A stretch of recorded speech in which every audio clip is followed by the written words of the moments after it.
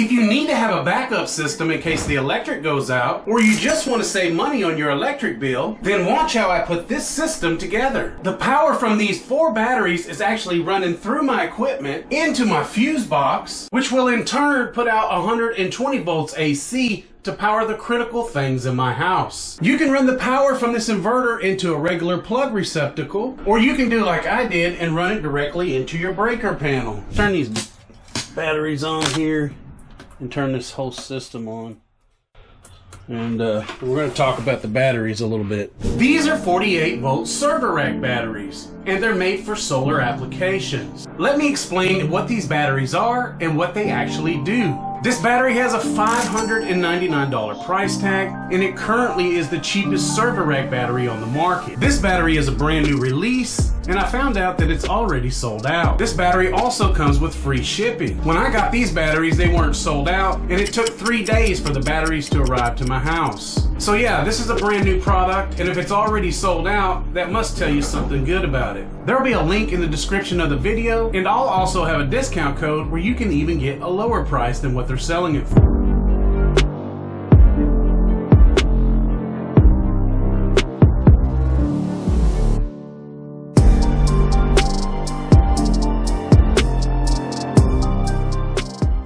Okay, so these are BYD cells in here, and it's going to surpass most of the lithium battery products on the market. It does have the 100 amp BMS in here, and it has a maximum of 200 amps for 2 seconds. It has current protection against overcharge, discharge, overload, and short circuit.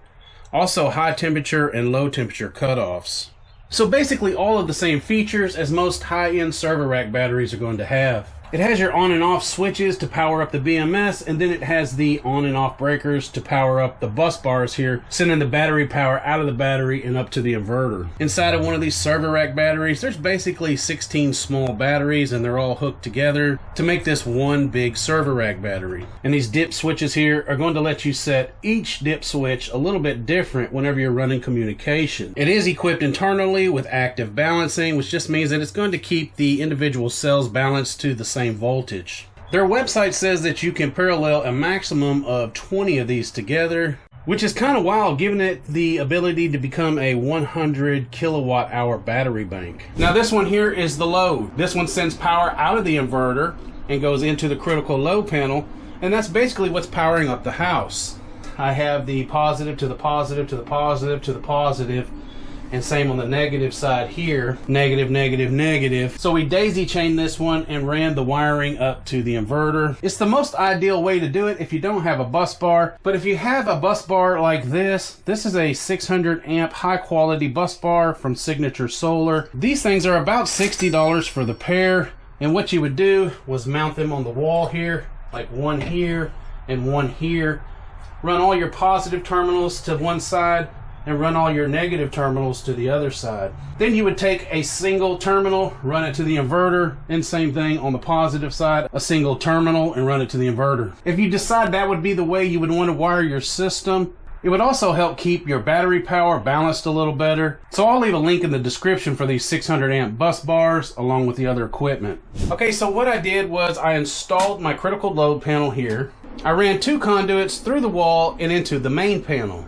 And then I have 3 of these flexible conduits coming out of the critical load panel so they can go into the inverter. I chose to run no communications, which kind of makes it like a dumb battery. Basically you turn it on and it has positive and negative, and that's it. I'm running this in 120 volt configuration, but this thing is capable of 240 volt. The ground we have here is a common ground. A common ground means that it is the same ground that runs from the inverter into the critical load panel and into our main panel. It's all on the same ground. On this ground, there's only one bonding point, and a bonding point is where the neutral and the ground come together, and that's going to be in your main panel. Over here, you don't bond it. Up in here, you don't bond it. And if your inverter has a bonding screw inside, you must remove that bonding screw. This is the later model SPH 6548P, and it does not have an internal bonding screw or a jumper wire. Grounds can be confusing. It took me a while to figure them out. So if this sounds a little confusing to you, you're not alone. But yeah, a common ground means they all have the same ground. In other words, there's a metal rod stuck in the ground outside. The wire runs directly into this box here from that ground rod, and then the wire runs from this box to this box, and then the same wire running from this box to here. It's all common, which means they all have something in common, if that makes any sense. Okay, so we have one last thing that we have to wire up here, and that is going to be the power input, or the AC input. Okay, so I have it ran here, and it's ran over here into the breaker box, but we need to strip the wires back on each side, wire it into the inverter, and then wire it into a breaker here in the main panel. So yeah, I'm going to go ahead and get this wire stripped and get it hooked in.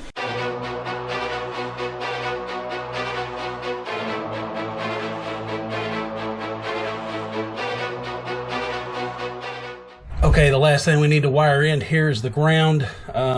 Like I was telling you, in this case, we're having to wire this into a 15 amp breaker. So we're gonna have to turn the inverter down where it's not gonna pull more than 15 amps to back charge the batteries at this point until we order a Siemens breaker. That's the style of this box here. And we're gonna order a Siemens 40 amp breaker and rerun this wire to the 40 amp breaker that we're gonna place right here. But for now, we'll just use this 15 amp breaker, so we'll have at least something to back charge these batteries. So yeah, last thing I need to do here is wire in this ground. Be nice to get the power back on in the house. It's been on and off for the last couple of days while building this system. We'll be able to run it and keep it on flawlessly now. Here in a minute, I'm going to tell you about this SunGold inverter that's powering the system. It is a 6500 watt inverter. It is capable of running 120 and 240 or just 120. Again, in our situation, we're just powering the 120.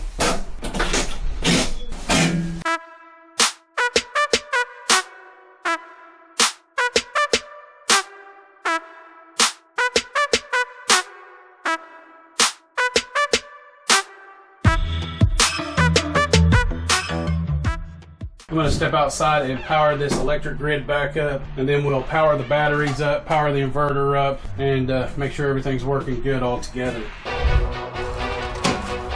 Now I'm going to hit the breakers on the batteries, turn the BMSs on, give it just a second to fire up here. There it goes. All right. So we'll wait for the lights to come on. As soon as we get power in here, we should get lights. Usually takes just a minute.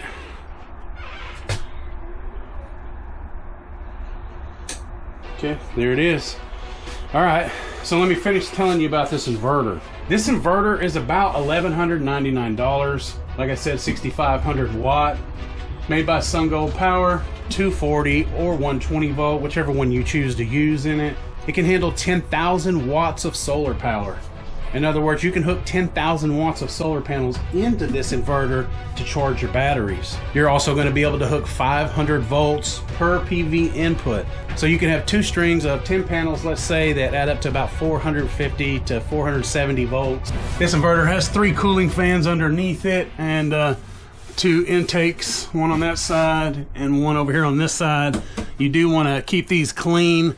This isn't the first install that I've done on this inverter. I used it in another video install, and I let it run for about, I guess 3 months. Yeah, this thing got clogged up, so you always have to pull these out. I would say pull them out about once every month or month and a half, something like that, and make sure these vents are cleaned. Now, in order to get that AC power in here that we wired into the main panel here, we'll have to turn on our breaker here, and that will send the power through to here.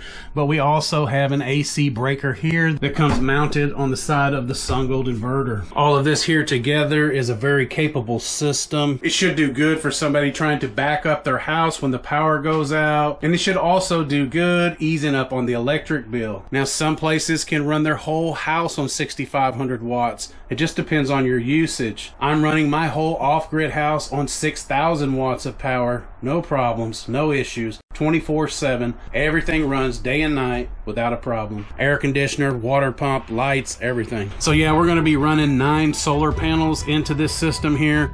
The 9 solar panels are 400 watt. Last I checked, those solar panels were running for $92 a piece. I'll also leave a link in the description for these panels. $11.99 on the inverter, $100 for the panel here, $599 each on these batteries. So that's $2,400 total for the battery bank. And then we have about $200 in wiring and conduit. This T-class fuse is gonna run you about $30. So a total cost of this system altogether is going to run you around $4,800. This system should run day and night without an issue. I won't really even know that the electricity went out until I walk into, say, one of the back rooms and there's no power. If you hook this system into window units or several mini splits, it should not have a problem running it at all. Keeping the batteries charged off of the solar panels is going to be key depending on how much power you pull. Wouldn't it be something to double the battery bank for this house and maybe even double the solar panels? Like I said in my previous videos, it's an addiction sometimes installing solar equipment.